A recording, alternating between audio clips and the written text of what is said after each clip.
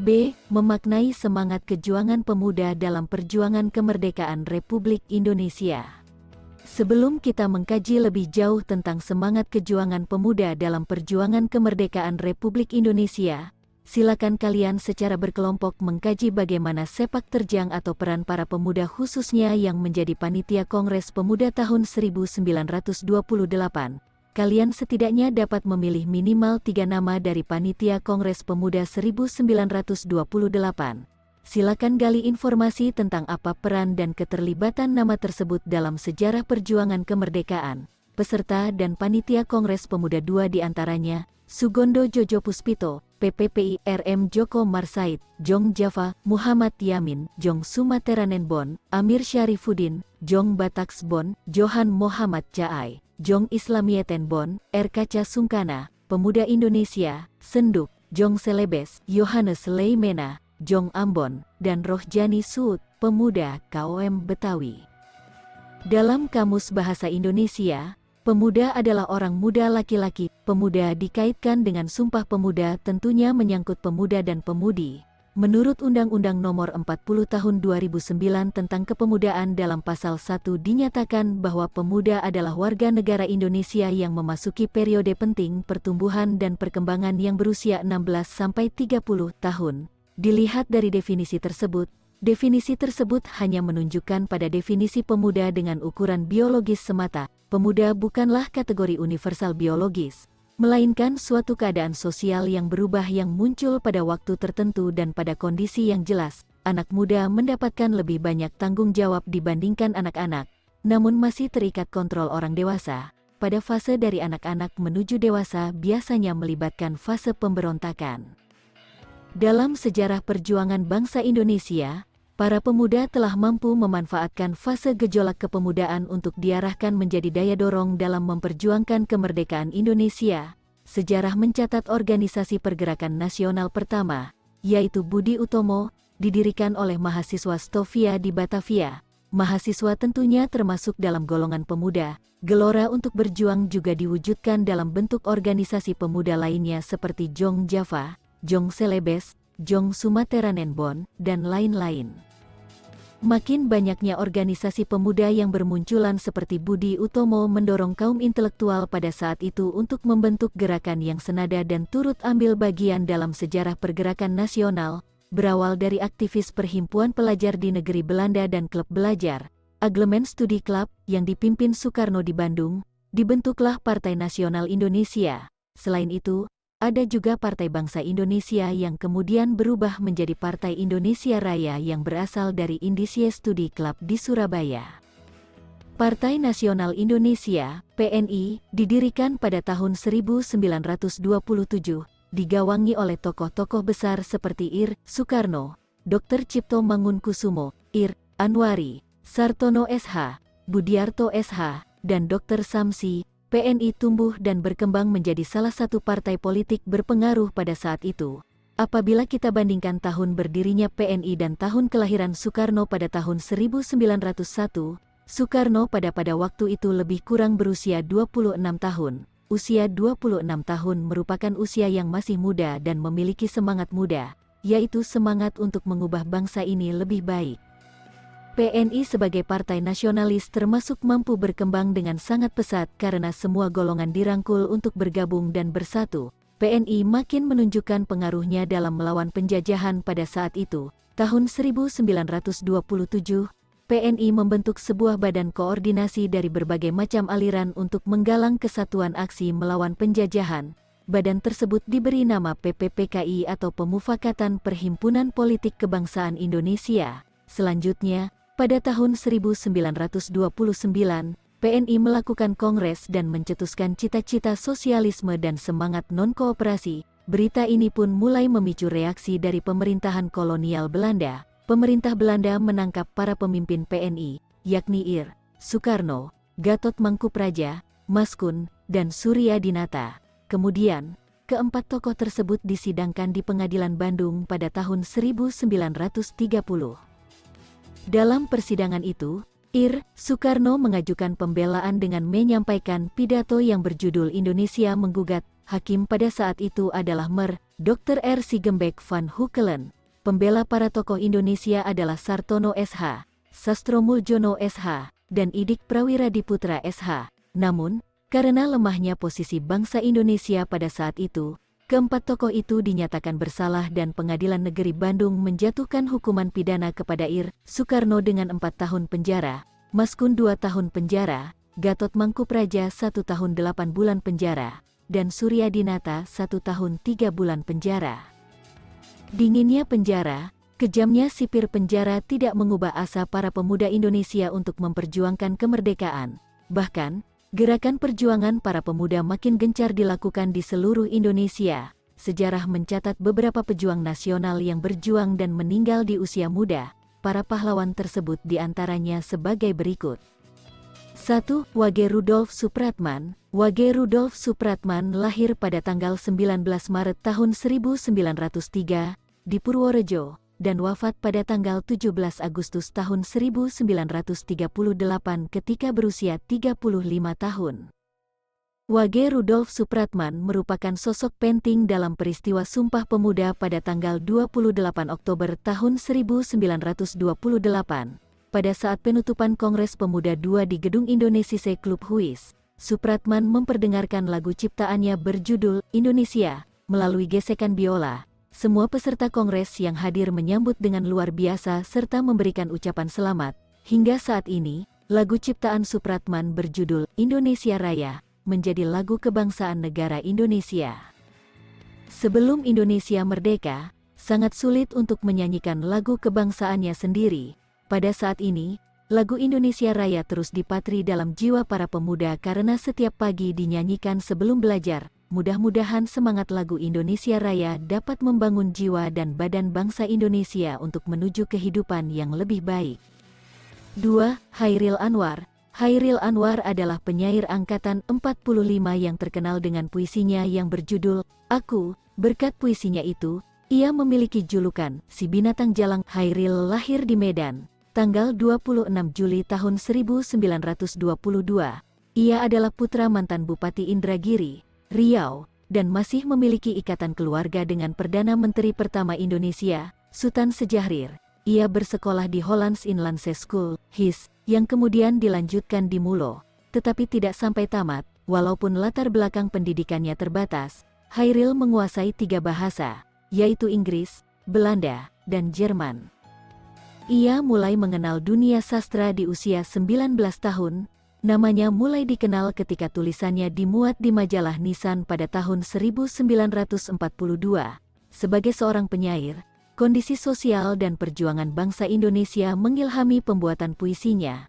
Chairil Anwar menciptakan karya yang sangat terkenal bahkan sampai saat ini seperti Kerawang Bekasi dan Aku. Belum genap 27 tahun, Chairil meninggal dunia. Walaupun hidupnya di dunia sangat singkat, Chairil Anwar dan karya-karyanya sangat melekat pada dunia sastra Indonesia. Karya-karya Chairil juga banyak diterjemahkan ke dalam bahasa asing, antara lain bahasa Inggris, Jerman, dan Spanyol.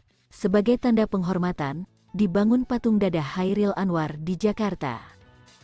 3. Walter Monginsidi. Walter Monginsidi merupakan pahlawan nasional Indonesia yang ikut memperjuangkan kemerdekaan Indonesia. Beliau lahir di Manado pada tanggal 14 Februari tahun 1925 dan wafat di usia 24 tahun pada tanggal 5 September tahun 1949.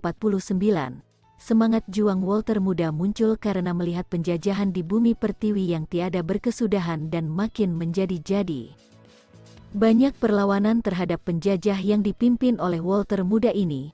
Pada tanggal 28 Februari tahun 1947, ia ditangkap oleh bala tentara Belanda di Sekolah SMP Nasional Makassar. Walter Monginsidi kemudian dipenjara, kakinya dirantai, dan dikurung di balik terali besi. Sebagai pemuda yang pantang menyerah dan memiliki semangat juang tinggi, ia tak lantas putus asa dan menyerah begitu saja. Tanggal 17 Oktober tahun 1948, bersama dengan Abdullah Hadade, H.M. Yosef, dan Lewang Daeng Matari, Walter berhasil melarikan diri dari penjara melalui cerobong asap dapur.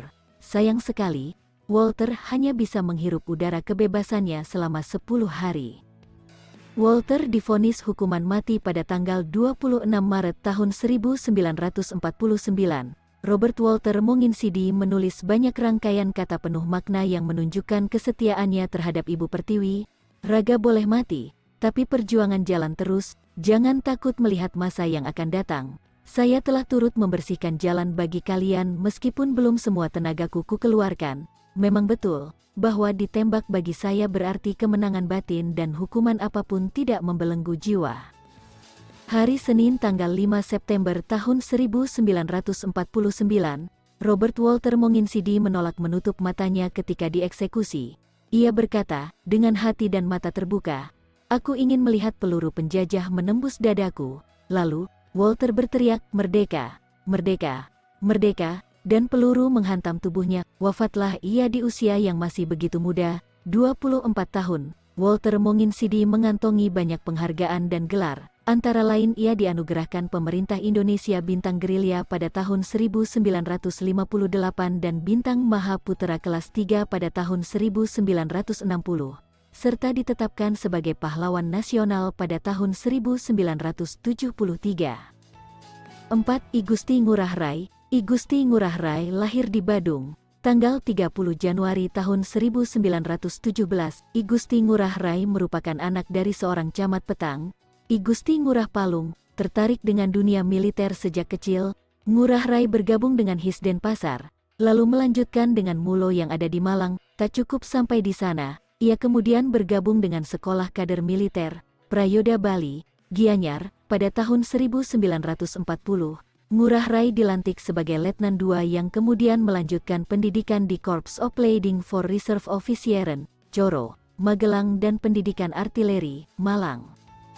Setelah Indonesia merdeka pada tahun 1945, I Gusti Ngurah Rai diangkat menjadi Komandan Tentara Keamanan Rakyat, TKR, Sunda Kecil. Sebagai Komandan TKR Sunda Kecil, Ngurah Rai merasa perlu untuk melakukan konsolidasi dengan pimpinan TKR Pusat di mana saat itu bermarkas di Yogyakarta. Sampai di Yogyakarta, Ngurah Rai dilantik menjadi Komandan Resimen Sunda Kecil berpangkat Letnan Kolonel. Kembali dari Yogyakarta dengan bantuan persenjataan, Ngurah Rai mendapati bahwa Belanda telah menduduki Bali dengan memengaruhi Raja-Raja Bali. Bersama Ciung Wanara, pasukan kecil Ngurah Rai, pada tanggal 18 November tahun 1946, menyerang Tabanan yang menghasilkan satu detasemen Belanda dengan persenjataan lengkap menyerah.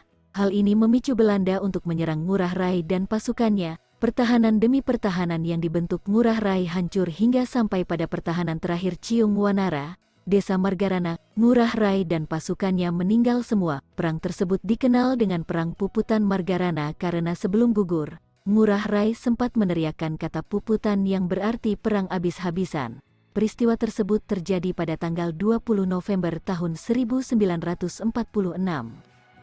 Berkat usahanya tersebut, Ngurah Rai mendapatkan gelar Bintang Mahaputra dan kenaikan pangkat menjadi Brigjen TNI, Anumerta. Tak hanya itu, ia juga mendapatkan gelar Pahlawan Nasional berdasarkan SK Presiden RI nomor 63, TK 1975 tanggal 9 Agustus tahun 1975.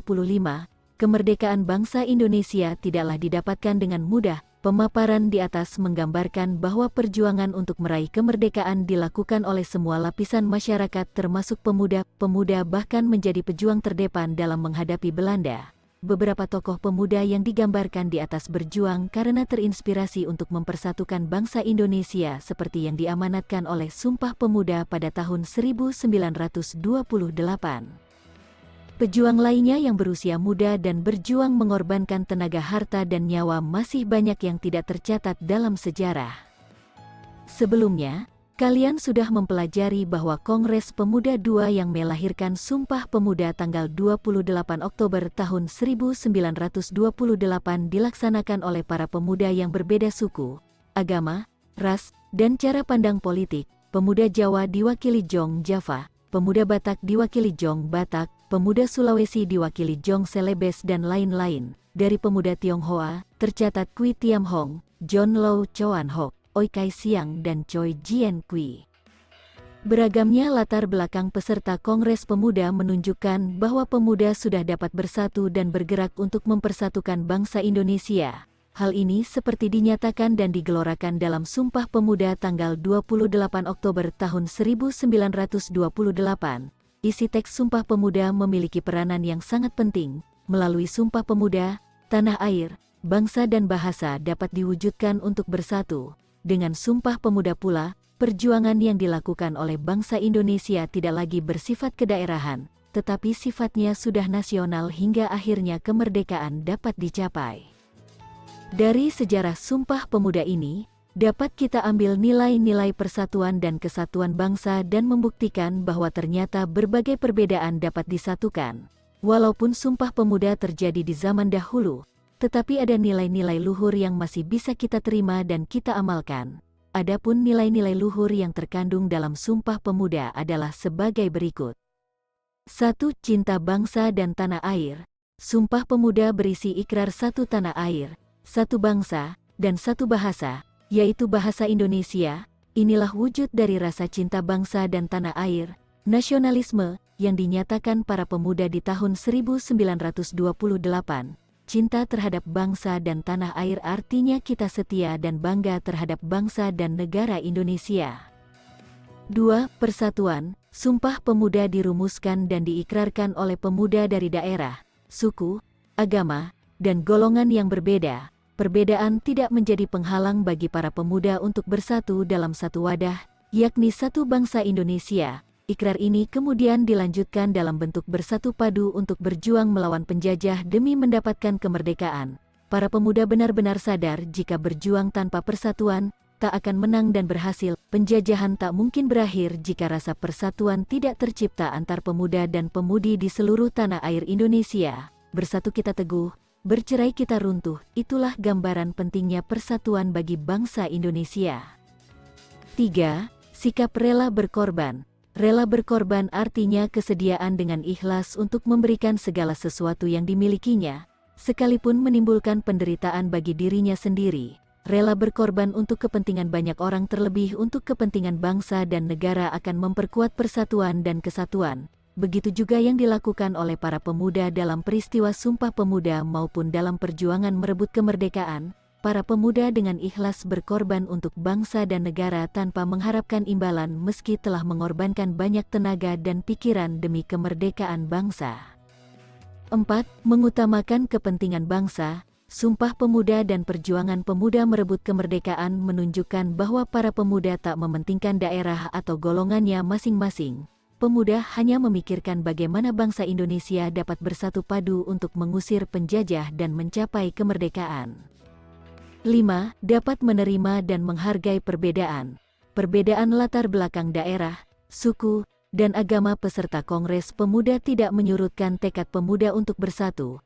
Berbagai perbedaan bukan untuk dipermasalahkan melainkan untuk diterima dan dihargai sebagai sebuah kekayaan bangsa Indonesia. Pemuda menerima dan menghargai perbedaan demi terwujudnya satu bangsa, yaitu Indonesia. 6. Semangat persaudaraan. Semangat persaudaraan dilandasi oleh semangat kekeluargaan. Kekeluargaan didasarkan saling menyayangi dan bertanggung jawab dalam mempertahankan nilai-nilai keluarga. Sikap kekeluargaan dalam masyarakat Indonesia bukan hanya didasarkan oleh ikatan darah. Sebagai sebuah bangsa, bangsa Indonesia adalah bersaudara sehingga harus saling menghormati dan tolong-menolong dengan penuh keikhlasan dan kasih sayang. Dengan tingginya semangat kekeluargaan tersebut, pemuda dan pemudi Indonesia berikrar mengantarkan bangsa Indonesia untuk berbangsa dan bertanah air yang satu. 7.